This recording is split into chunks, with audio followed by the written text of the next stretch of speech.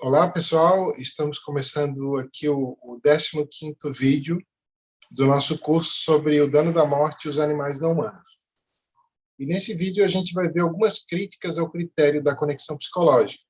Como a gente viu nos vídeos anteriores, alguns autores defendem que a conexão psicológica que um indivíduo mantém ao longo do tempo é relevante para se medir o quanto esse indivíduo seria prejudicado pela morte.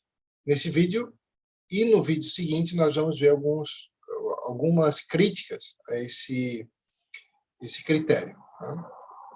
Então, nós estamos discutindo esse critério porque existe uma abordagem em relação à magnitude do dano da morte que foi proposta lá pelo Jeff McMahon, nesse livro The Ethics of Killing, de 2002, que é a abordagem dos interesses relativos ao tempo, que a gente está abreviando aqui como AIRT. Então, o que diz a abordagem dos interesses relativos ao tempo? Diz que, para se medir a magnitude do dano da morte, o que tem que se fazer é multiplicar o valor do qual alguém seria privado com a morte, né, a quantidade de experiências positivas, né, tudo aquilo que é medido pelos AVACs, né, que a gente viu em outro vídeo, multiplicar isso pela conexão psicológica que esse indivíduo manteria ao longo do tempo. Bom, então aqui a gente pode perguntar o seguinte: por que a conexão psicológica seria relevante para a magnitude do dano da morte?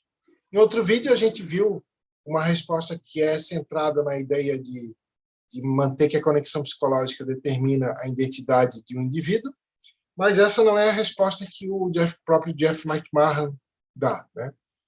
A resposta que ele dá é que, ainda que a conexão psicológica não determine a identidade de um indivíduo, ele mantém que não determine, né? Mas ainda assim ele mantém que ela é importante para a força das razões prudenciais, né? Que ele chama lá de razões de preocupação egoística. Que eu estou usando o termo aqui razões prudenciais para não confundir, para não se achar que é no sentido de alguém não ter razões para se preocupar com os outros. Na verdade, fala das razões que o indivíduo tem para se preocupar consigo próprio, com o que vai acontecer consigo próprio. Não necessariamente isso exclui a preocupação com os outros. Por isso eu estou chamando de razões prudenciais. Então, o McMahon diz que a conexão psicológica é relevante para o dano da morte, para se medir a magnitude do dano da morte, porque ele acredita que a conexão psicológica é importante para saber a força das razões prudenciais. Bom, então, nós podemos dar um próximo passo e perguntar o seguinte: por que a conexão psicológica seria importante para a força das razões prudenciais? Tá? Por que saber a conexão psicológica que o indivíduo manteria ao longo do tempo é importante para saber o quanto ele deve se preocupar com o que vai acontecer consigo próprio no futuro? A resposta que o Jeff McMahon dá lá no Ethics of Killing, quem quiser ver está na página 232 e 233, é a seguinte: é que a conexão psicológica, né, se a gente assumir isso como sendo relevante para a força das razões prudenciais, isso fundamentaria certas intuições. E uma dessas intuições é a de que a morte é menos pior para um feto que já é senciente, já é capaz de experiências, do que para um humano adulto de 30 anos, por exemplo. Essa é uma intuição que o McMahon tem, né, e que muitas pessoas têm também. Bom, então a defesa dele daquele critério é que esse critério, se ele for inserido, conexão psicológica, no entender do McMahon, ele fundamenta essas intuições, e é por isso que ele seria um critério plausível. Bom, qual é uma outra opção? Né? É simplesmente descartar o critério da conexão psicológica e se basear apenas na privação daquilo que é positivo. Então, se a gente se basear apenas nisso, a gente avaliaria a magnitude do dano da morte de acordo com o valor do qual alguém seria privado se morresse. Né? Então, como o próprio McMahon observa lá na página 165, de acordo com essa abordagem que é centrada unicamente na perda do valor, que não é a abordagem dos interesses relativos ao tempo, que ele defende, né? Essa outra, que é só centrada na perda do valor, o feto, que já é senciente, ele seria prejudicado com a morte em maior grau do que um humano normal adulto. Por quê? Porque o feto já senciente teria mais pela frente para desfrutar e ele não desfrutou nada até agora. Tá? Ou quase nada, digamos assim. Então, se a gente medir a magnitude do dano da morte somente em termos da privação do valor, né, somente em termos de AVACs, qual seria o momento no qual alguém seria prejudicado com a morte no maior grau? Seria no primeiro instante em que começa a ser senciente, começa a ter experiências. Porque, nesse caso, faltaria ele desfrutar todos os avacs que ele teria pela frente e, até então, não teria desfrutado nenhum. Então, à medida que o tempo vai passando, ele vai sendo menos prejudicado com a morte, ainda que possa ser prejudicado com a morte em alto grau, mas sempre o pior momento para morrer seria no primeiro instante onde o indivíduo é senciente. E o McMahon acha que isso é muito contraintuitivo, né? Ele acha que isso leva a conclusões muito estranhas, como essa de que o pior momento para morrer é quando o feto começa a ser senciente. Então, essa é a razão principal pela qual o McMahon rejeita essa abordagem que é centrada só nos AVACs. Isso está lá na página 165. Bom, contrastando essa visão que a gente acabou de ver com a visão proposta pelo McMahon, que é dos interesses relativos ao tempo, ele vai defender o seguinte, que como o feto já senciente tem uma conexão prudencial muito baixa, né, porque ele vai mudar muito as crenças, os traços de caráter, as memórias ao longo da vida dele, ele vai mudar muito ao longo do tempo, então ele defende que o feto já senciente é menos prejudicado com a morte do que é um humano adulto normal. Então, essa intuição de que a morte de uma criança pequena é pior do que a morte de um feto já senciente e de que a morte de um adulto de 30 anos, por exemplo, é pior do que a morte de uma criança, né? Esse conjunto de intuições daria de fundamentar com base na conexão psicológica. Não só na conexão psicológica, né? Multiplicaria os AVACs que cada um teria pela conexão psicológica. Então, o dano da morte, segundo essa abordagem dos interesses relativos ao tempo, seria como uma curva, né? Começaria, o indivíduo não seria tão prejudicado com a morte, quando chegasse lá nos 30 anos, mais ou menos, na idade adulta, seria o máximo, ele seria prejudicado com a morte, dali para frente ia decair.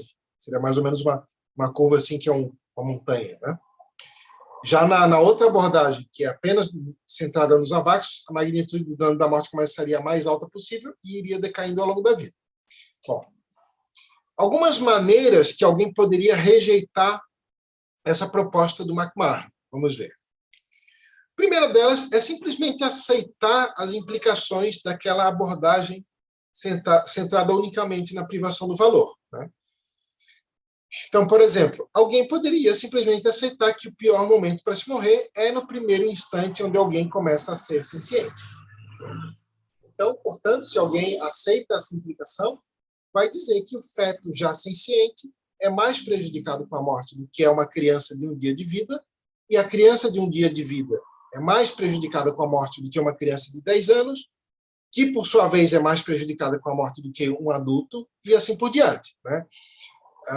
Então, se a gente leva em conta apenas os AVACs, né, a gente se basearia sempre nisso, né? No quão pouco alguém já desfrutou e no quão muito falta desfrutar. Aí não envolveria conexão psicológica. Então, uma maneira de rejeitar o critério da conexão psicológica é simplesmente aceitar essas implicações. Então, outra maneira de rejeitar a abordagem dos interesses relativos ao tempo é apontar o seguinte: ainda que ela consiga explicar algumas intuições, parece que ela tem implicações mais contraintuitivas ainda do que a abordagem centrada apenas na perda do valor. Vamos ver. Algum exemplo aqui.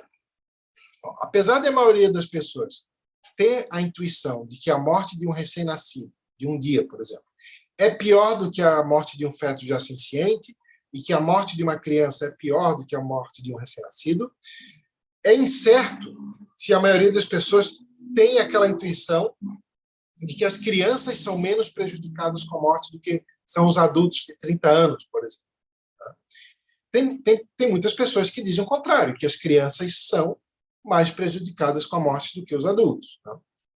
Então, contudo, com certeza, a grande maioria das pessoas tem a intuição de que as crianças são bastante prejudicadas com a morte, independentemente de elas serem prejudicadas com a morte em maior ou menor grau do que são os adultos. A maioria das pessoas tem a intuição forte de que as crianças são muito prejudicadas com a morte. Porém, uma implicação dessa teoria proposta pelo McMahon, se adotada a versão que é centrada em multiplicar, né, os AVACs pela conexão psicológica, porque vimos em outros vídeos, tem outras variações, né, tem uma que soma e etc. Mas vamos, a visão proposta pelo próprio McMahon, que envolve multiplicar. Se alguém adota essa visão, vai ter que dizer que as crianças quase não são prejudicadas com a morte. Vamos ver. O próprio McMahon, lá na página 170, ele dá a entender que a conexão prudencial, né, por conta da conexão psicológica das crianças, ser baixa com os seus eus futuros, né, que elas vão mudar bastante, né, memórias, desejos, intenções, traços de caráter, etc. Como a conexão psicológica das crianças, ao longo do tempo, é fraca, né, isso faz com que, segundo essa teoria proposta pelo McMahon, a morte das crianças quase não seria um dano. Bom, eu estou traduzindo aqui como criança e uso o termo infante, né? É um termo que não tem um termo equivalente em português, mas normalmente se utiliza para crianças até 2 anos de idade, né? Seria crianças pequenas, né? Como a gente chama assim. Vou ler aqui a citação do trecho que o McMahon fala disso, né? Então, uma criança, né, uma criança daquela idade, até 2 anos, não tem consciência daquilo que é. É inconsciente de que aquilo que é tem um futuro. Então, não tem estados mentais direcionados para o futuro. Não tem quaisquer desejos ou intenções relacionados ao futuro dela própria.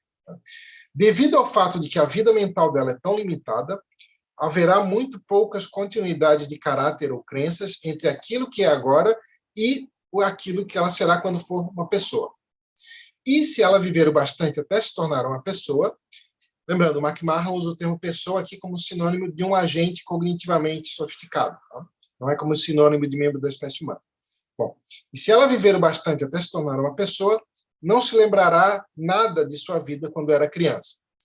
Ela é, em resumo, quase completamente separada psicologicamente do que é agora, do que seria no futuro. Essa é a principal razão do porquê o seu interesse relativo ao tempo em continuar a viver é tão fraco. É quase como se o futuro que ela perde ao morrer fosse o futuro de outro alguém. Então, isso parece dar a entender que, na visão do McMahon, né, por conta de a criança dessa idade até chegar a ser adulta mudar bastante a conexão psicológica, que ela quase não seria prejudicada com a morte. Né? Bom, isso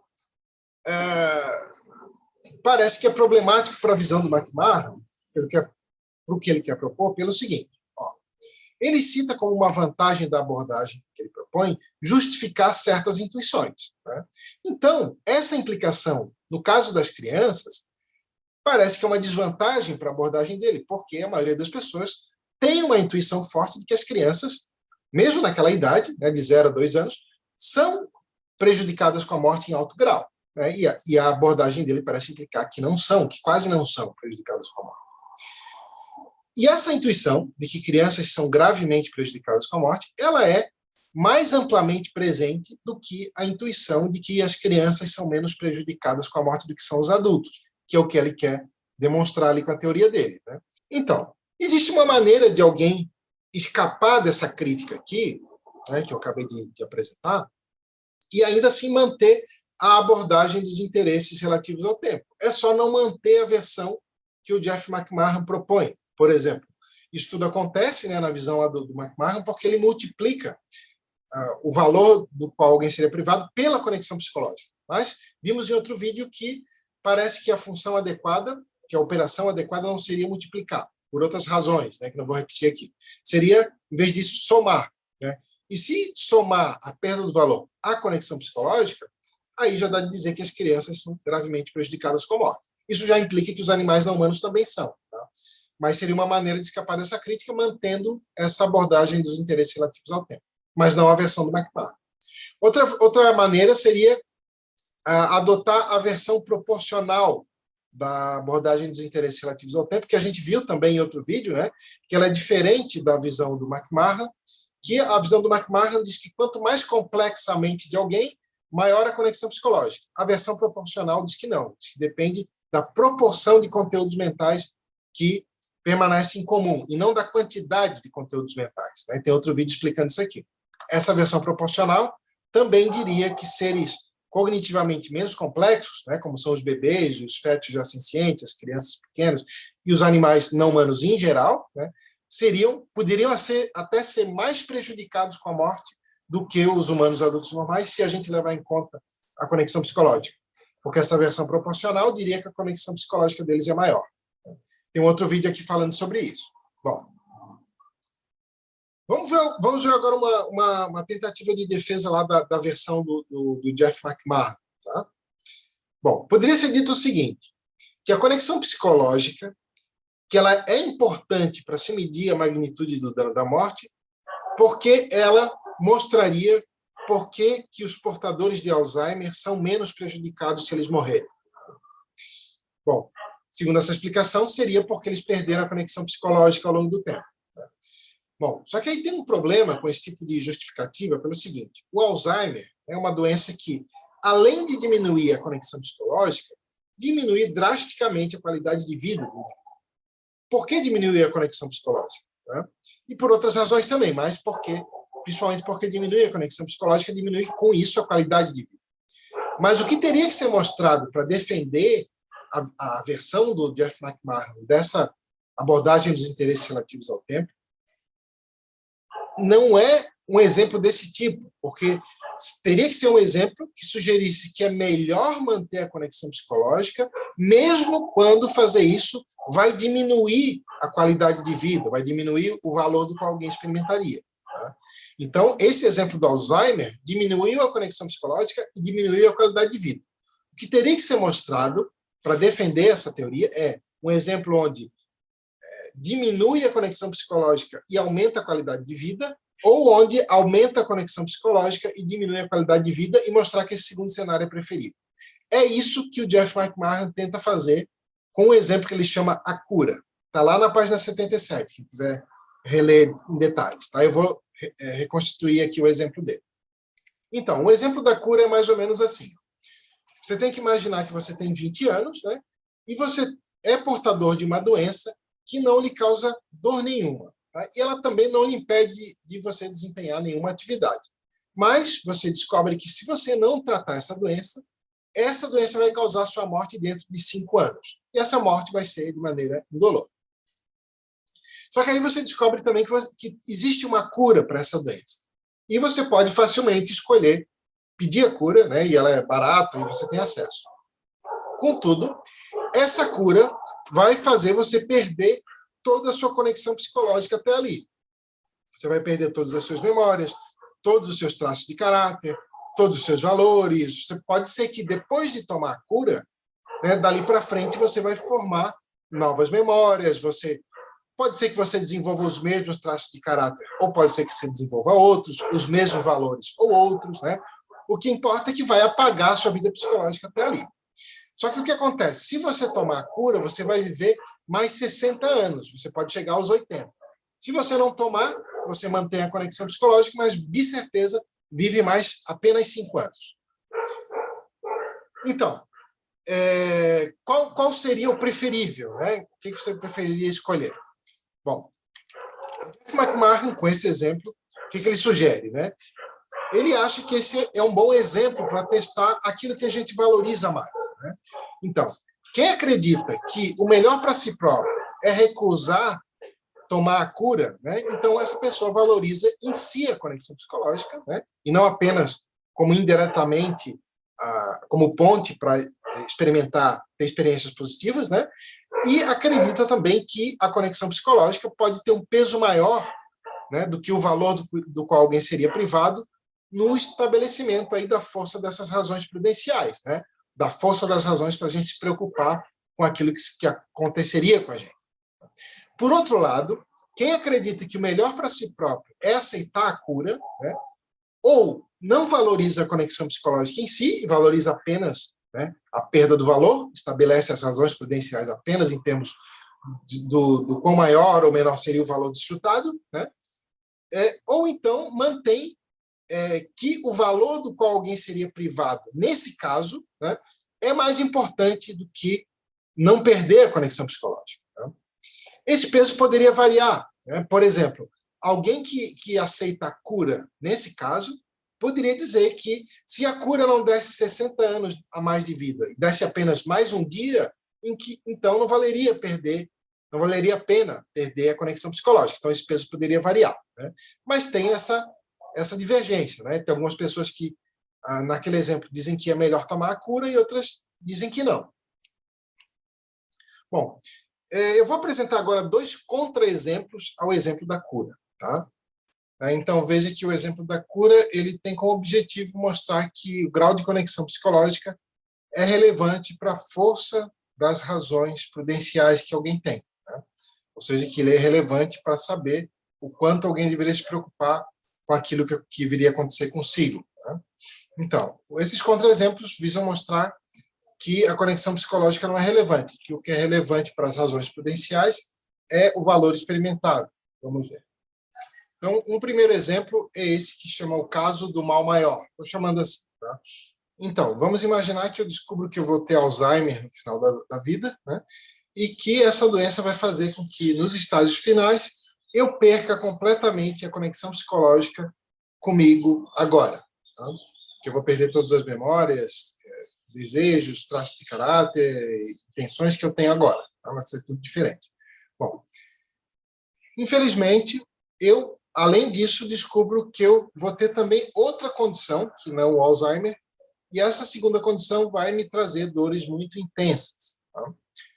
Contudo, nesse exemplo, embora não seja possível eu evitar de ter o Alzheimer, nesse exemplo, eu posso escolher se essa segunda condição, que vai me trazer dor, quando que ela vai ocorrer. Se ela vai ocorrer enquanto eu ainda tenho uma conexão psicológica forte comigo agora, ou se ela vai ocorrer depois que eu perder essa conexão, lá nos estágios finais do Alzheimer. Com a diferença que, se eu escolho que ela ocorra lá nos estágios finais, onde eu perdi completamente a conexão psicológica comigo agora, essa dor vai ser 2 vezes mais intensa. Qual é o ponto desse exemplo? Parece que, do meu próprio ponto de vista, né, do ponto das minhas razões prudenciais, das razões que eu tenho para me preocupar com o que vai ocorrer comigo mesmo, e não somente de um ponto de vista objetivo, de fora, eu tenho razões para preferir que essa dor ocorra enquanto eu ainda tenho uma conexão psicológica forte comigo. Por quê? Porque aí a dor vai ser muito menos intensa. Isso coloca um ponto de interrogação naquela tese de que a força das razões que a gente tem para evitar um evento negativo que vai ocorrer conosco, que isso depende da conexão psicológica que a gente vai manter conosco no futuro. Tem um segundo exemplo, que esse exemplo aqui diz respeito à força das razões para evitar eventos negativos que vão ocorrer com a gente. Tem um segundo exemplo, que eu chamo de o caso do bem maior, que diz respeito à força das razões para buscar eventos positivos que ocorram com a gente. O exemplo é assim. Vamos imaginar que eu sou ainda criança, né, e eu descubro que eu posso tirar férias de 1 mês em um local onde eu sempre quis ir. Né, e que, de certeza, eu vou ficar muito feliz se eu visitar esse local. E aí eu tenho 2 opções. Ou eu tiro essas férias agora, enquanto eu mantenho uma conexão psicológica forte comigo agora, o que eu sou agora, ou então eu espero mais alguns anos. E eu tiro essas férias quando eu tiver uma conexão psicológica comigo mais fraca do que eu tenho agora. Só que aí vamos imaginar que eu descubro que se eu esperar mais alguns anos, as experiências positivas que eu vou ter com essas férias vão ser muito maiores. Novamente, né, parece que, do meu próprio ponto de vista, se eu busco aquilo que eu tenho razões para me beneficiar mais, e não apenas de um ponto de vista de fora, objetivo, eu tenho razões prudenciais para preferir tirar essas férias depois, mesmo que a conexão psicológica depois, comigo agora, vai ser mais fraca. Eu tenho essas razões para preferir tirar essas férias depois, simplesmente porque essas experiências vão ser mais prazerosas se acontecer depois, nesse exemplo. Então, quais são as implicações desses exemplos, né, em relação ao caso do dano da morte para os animais não humanos? Tá? Ó, esse último exemplo em particular, que diz respeito a eventos positivos, né, as razões para a gente buscar determinado evento positivo, ela sugere que o quão prejudicado alguém é por deixar de experimentar determinado evento positivo não depende da conexão psicológica que esse alguém vai ter com o seu eu futuro, mas depende do quão positivo vai ser esse evento e só disso. É isso que esse exemplo sugere. Se isso estiver correto, então, mesmo que os animais não humanos e os humanos com menores capacidades cognitivas tenham uma conexão psicológica menor consigo próprios no futuro, eles não são menos prejudicados com a morte do que são os seres que possuem uma conexão psicológica maior, porque isso não diminui o valor do qual eles são privados com a morte. Né? Então, basicamente, o que esses exemplos sugerem é que, independentemente de seres com maiores capacidades cognitivas ou menores capacidades cognitivas terem ou não uma conexão psicológica maior ao longo do tempo, parece que a magnitude do dano da morte, se o dano da morte é um dano por privação de eventos positivos, deveria ser, então, determinada unicamente pela magnitude do valor que alguém seria privado. Aí, levando em conta, é claro, né, os fatores relativos aos AVACs futuros e levando em conta também o que já foi desfrutado, os AVACs passados. Isso a gente falou em outro vídeo, eu não vou repetir aqui. Bom, além de implicações em relação aos animais não humanos e aos humanos com menores capacidades cognitivas, tem implicações gerais desses exemplos também. Bom, uma implicação geral é o seguinte, esses casos, né, esses dois exemplos, o exemplo do mal maior, né, e o exemplo do bem maior, eles sugerem que escolher evitar um mal maior e escolher buscar o bem maior é melhor, não apenas de um ponto de vista objetivo, como se fosse de fora, apenas olhando o total de experiência, mas também do ponto de vista prudencial, ou seja, do ponto de vista daquele indivíduo que vive aquela vida e de que razões ele teria para buscar para ele próprio esse ou aquele curso de ação.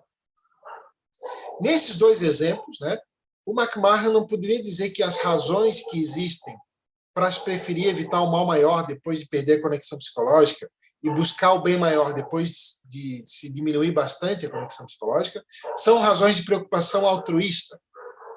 Por exemplo, por outro indivíduo que habitaria aquele corpo, como diria aquela outra teoria da identidade. Né? Porque, como vimos, né, o McMahon ele não subscreve aquela teoria de identidade individual baseada na conexão psicológica.